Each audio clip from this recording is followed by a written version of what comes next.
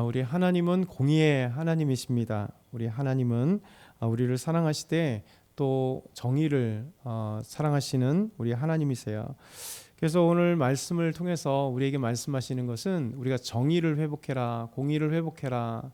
그러니까 하나님은 공의의 하나님이시다 라고 말씀하십니다.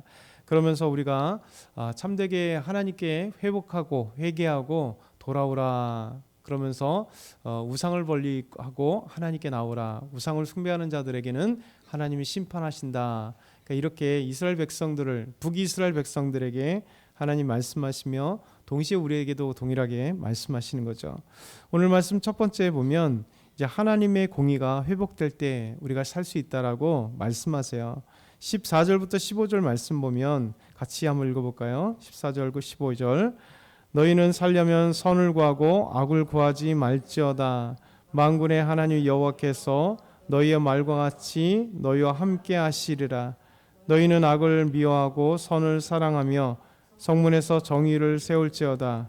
만군의 여호와 하나님께서 혹시 요셉의 남은 자를 불쌍히 여기시리라. 아멘. 우리가 살 수 있는 길은 악을 구하지 않는 겁니다. 선을 구하라 말씀하세요. 우리 하나님께서 성을 구하시되 성문에서 정의를 세우라 이렇게 말씀합니다. 이스라엘 백성들은 정의가 상실됐잖아요. 악한 자들이 난무한 시대, 북이스라엘이 악함, 분명히 정치적으로도 안정되고 경제적으로도 부유했지만 중요한 건 뭐냐면 악이 문제입니다. 악이. 하나님 앞에서 악이 정말 사방에 넘쳐났던 이 북이스라엘 향해서 하나님은 잘 사는 게 문제가 아니다는 거죠. 정치라고 하는 안정이 문제가 아니라 그 속에 흘러오는 인간은 잘 살고 정치적으로 안정된다고 생각하지만 그 속에서 정치를 이용해서 악이 넘쳐나고 잘 삶을 이용해서 오히려 약한 자들을 압제하고 있는 이 자들을 향해서 너희가 선을 구하고 악을 구하지 말라. 하나님의 정의, 공의가 오히려 세워지기를 위하는 거죠. 그랬을 때 우리 하나님께서 요셉의 남은 자를 불쌍히 여기시리라. 우리 하나님은 항상 구약 성경에 가장 중요한 게 남은 자 사상이 있거든요. 하나님이 이 어두움 세상 속에도 남겨둔 자가 있다. 저 이스라엘 백성들이 멸망당해도 남겨진 자가 있다. 이 남겨진 자는 누구냐? 하나님을 신뢰하는 자들이고 하나님을 섬기는 자들. 그래서 이 고통 가운데도 항상 하나님은 남겨주세요. 그래서 지금까지 역사를 봐도 저희 2000년의 기독교 역사를 봐도 하나님은 오히려 예수 그리스도를 믿는 사람들을 핍박 가운데서도 남겨두세요. 그렇죠? 다 죽은 것 같은 그런 이렇게 불씨 같지만 살아있는 불씨가 있어서 다시 하나님의 은혜 가운데 부흥의 역사가 있어서 다시 장작불을 태우는 온 세계를 태우는 하나님의 불씨가 되고 불이 되는 것처럼 하나님은 이 요셉의 남은 자들을 불쌍히 여기시리라. 어떤 때요? 선을 구하는 사람들에게, 다시 정의를 세우는 사람들에게, 하나님의 백성들에게 요셉의 남은 자처럼 다시 긍휼히 여기시고 인도하신다라고 말씀합니다. 그러면서 우리 하나님은 이제 회개를 요청하세요. 하나님이 가장 기뻐하시는 게 회개잖아요. 죄를 고백하고 하나님 앞에 돌아오는 것, 이것이 회개잖아요. 단순하게 죄를 눈물을 흘리는 것은 회개가 아닙니다. 회개는 나의 모든 죄를 용서해 주세요라고 고백하면서 다시는 글로 가지 않는 것, 그게 온전한 회개입니다. 그래서 회개의 슬픔에 대해서 16절 17절 보면 이렇게 말씀합니다. 그러므로 주 만군의 하나님 여호와께서 이와 같이 말씀하시기를 사람이 모든 광장에서 울겠고 모든 거리에서 슬프도다 슬프도다 하겠으며 농부를 불러다가 애곡하게 하며 울음꾼을 불러다가 울게 할 것이며 모든 포도원에도 울지니 이는 내가 너희 가운데 지나갈 것임이라 여호와의 말씀이니라. 좀 슬픔을 감당하라는 거죠. 정말 슬프다 슬프다. 왜 슬프다 할까요? 자기가 죄를 범한 것에 대해서 정말 철저하게 느꼈을 때 하나님 앞에 슬픕니다. 나의 죄가 슬픕니다. 그렇게 회개하라는 겁니다. 그래서 모든 사람들이 광장에서 울라고 하는 거예요.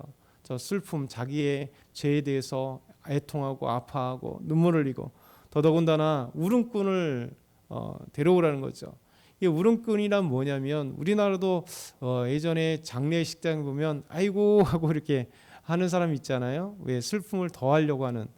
이 중동지방에도 고대에도 이 울음꾼들이 있었습니다. 그래서 성경에도 자주 나오죠. 예수님도 이 울음꾼에 대해서 이야기를 하고 있죠. 장례를 보면 피리 부는 자들과 애곡하는 자들이 와서 슬퍼하면서 우는 거죠. 아이고 아이고 하면서 슬픔에 대해서 우는 자들.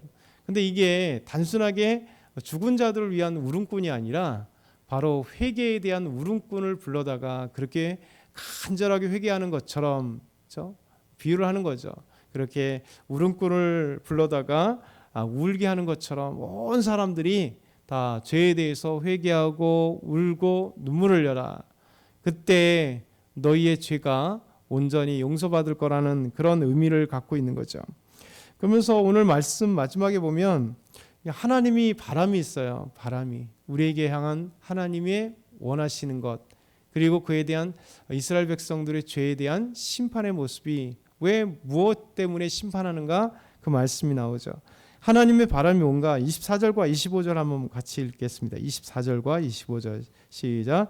오직 정의를 물같이 공의를 마르지 않은 강같이 흐르게 할지어다. 이스라엘 족속아 너희가 40년 동안 광야에서 희생과 소제물을 내게 드렸느냐. 아멘. 하나님의 바람은 오직 정의를 물같이 공의를 마르지 않는 강같이 흐르게 하는 거죠. 사람들은 공의와 정의를 마르게 했잖아요. 거짓과 탐욕과 죄악이 가득한 시대를 만들어버리는 북이스라엘. 다시 흘러야 될 게 뭐냐면 이 정의와 공의, 하나님의 정의와 공의. 또 지금 이 땅 가운데도 하나님의 정의와 공의가 필요합니다. 분명히 사람들은 자기의 정의와 공의로 나세웠지만 결국 인간이 내세운 건 권력과 힘이 생기고 돈이 생기면 자기가 생각하는 정의, 자기가 생각하는 공의로 그냥 흘러버려요. 그런데 인간의 정의는 한계가 있습니다. 아무리 법을 들여대도 그 법이라는 것이 사실 돈 있는 사람들의 법이 되잖아요. 얼마나 힘있고 잘 나가는 법무법인의 가장 큰 법무법인의 변호사를 쓰느냐에 따라 바뀌어져요. 법리 논쟁이 왜 있어요? 똑같은 법인데 맞아 이것이 변할 수 없는 완전한 공리라면 그냥 어떤 변호사를 써도 어떤 검사가 수사를 해도 똑같은 결과가 나와야 될 거잖아요. 근데 인간이란 그런 정의와 공의가 있을 수가 없습니다.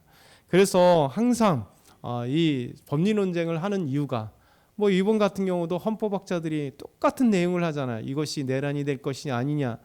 그래서 이런 것들이 법이라고 하는 것은 아직 연약하죠. 분명한 것 같지만 사람이 만든 법은 항상 허점이 있고 그리고 어떻게 해석하느냐에 따라 다를 수 있습니다. 그런데 하나님의 공의와 정의는 변할 수 없는 거예요. 왜냐하면 하나님이 세우시고 하나님이 기준이 되시고 하나님이 판단하기 때문에 그래요. 그래서 하나님의 정의와 공의가 강같이 흘러가는 세상이 만들어질 때 하나님이 기뻐하시는 나라가 되고 또 우리가 정말 하나님 앞에 바로 설 수 있다는 거예요. 이것이 하나님께서 우리에게 원하시는 바입니다. 그리고 이스라엘 백성들이 어떤 죄를 범했기에 하나님 심판하시는가. 그게 26절과 27절에 이렇게 말씀합니다. 너희가 너희 왕 식국과 기운과 너희 우상들과 너희가 너희를 위하여 만든 신들의 별 형상을 지고 가리라. 결국 우상을 숭배했다는 거죠. 여기 식굿, 기운, 이게 참 어려운 말입니다. 식굿, 기운, 이게 이제 한자어기 때문에도 그렇고 더 나아가서는 학자들 사이에도 이 식굿과 기운이 뭘까라고 하는 거예요. 영어로 하면 The sharing of your king이라고 얘기해요. sharing이라고 하는 거는 산당을 의미해요. 산당. 그러니까 산당으로 영어도 번역을 했어요. 그래서 식굿이냐, 이 식굿이라고 하는 게 뭐냐? 그러니까 우상의 산당들 아니면 우상의 그 어떤 대지 뭐 이런 것들을 통해서 나오는 거죠.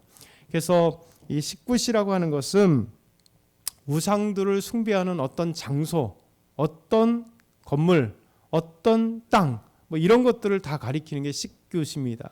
결국 이스라엘 백성들이 이 북이스라엘 백성들이 우상을 숭배하는 장소와 그 대상들이 있었다는 거예요.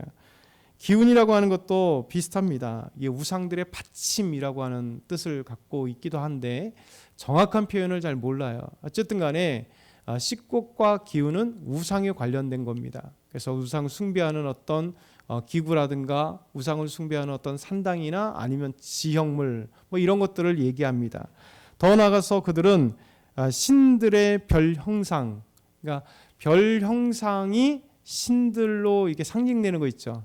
예전에는 별이 됐던 뭐 아니면 뭐 무엇이 됐던, 저 우리가 별자리를 얘기해도 대부분 다 별자리가 어떤 거예요? 그리스 신화에 나오는 신들의 뭐 카시오페가 됐던, 그렇죠?